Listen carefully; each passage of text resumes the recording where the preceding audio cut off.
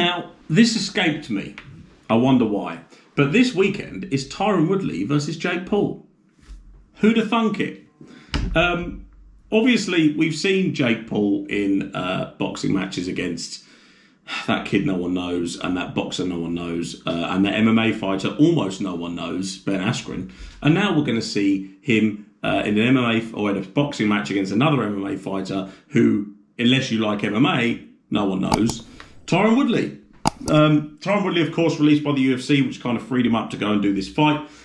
We've seen Woodley go out on his shield against Vicente Luque. I was actually quite impressed with the way that he conducted himself in that fight, even though he got knocked out and face planted. I actually liked how he went out on his shield and he really went for it, which was not something we've seen from him in previous fights before. Jake Paul has been talking a lot, and he's been talking a lot about UFC fighter pay, and he's been talking a lot about how the UFC conducts itself and how the UFC keeps X amount of money and they should be paying more, blah, blah, blah, blah, blah. But in reality, he doesn't know what he's talking about. He has generated a certain amount of pay-per-view buys by creating fights that make people ask a question or make people not know the answer to a question. He's been very smart about it, and I do not in any way begrudge what he's done. But he's turning around saying Tyron Woodley's going to make more money than he's ever made fighting the UFC.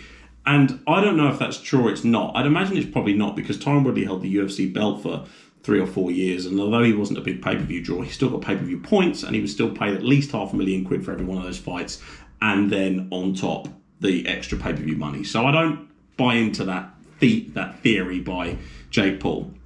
What I will say is, you try putting Jake Paul on every single weekend and see the numbers go down and down and down. He has the zeitgeist at the moment in what he's trying to do, but it will not last forever, and sooner or later people will be bored of watching Jake Paul fight. That could happen this weekend if Tyron Woodley knocks him out. There is a built-in rematch clause, but after that, probably going to be the end of the road. Will he care? No, because he's probably made his money. He also made the news today for posting a picture. He said it was £100,000. He had a diamond necklace made with an image of Conor McGregor after he'd been knocked out. Which, look, if you're Conor McGregor and you're sitting there saying to someone you're going to kill them in the cage and your wife's in my DMs and all that sort of stuff, then you've got to take that on the chin. You can't have one and have the other. Do I think it's in good taste? Not really. Especially when he posted it and said, oh, you can snap the ankle off now. The guy's just snapped his ankle off. But if you're Conor McGregor, you're in no position to really say anything. One thing I will say about Conor McGregor is that after a victory, he would never say something derogatory about his opponent after he's beaten them unless they were fighting again. You remember when he lost to Aldo, he was apologetic, he was nice in the heat of the moment. And then obviously when it was mooted, they might fight again. It obviously fired back up. So, but fine, Conor's got to take that. But Jake Paul is fighting Tyron Woodley this weekend. I'm not going to watch it. I'm sure it will be on Twitter about 5 minutes after it's finished. I did predict Ben Askren would beat Jake Paul, and I was wrong. I am now going to predict that Tyron Woodley will beat Jake Paul.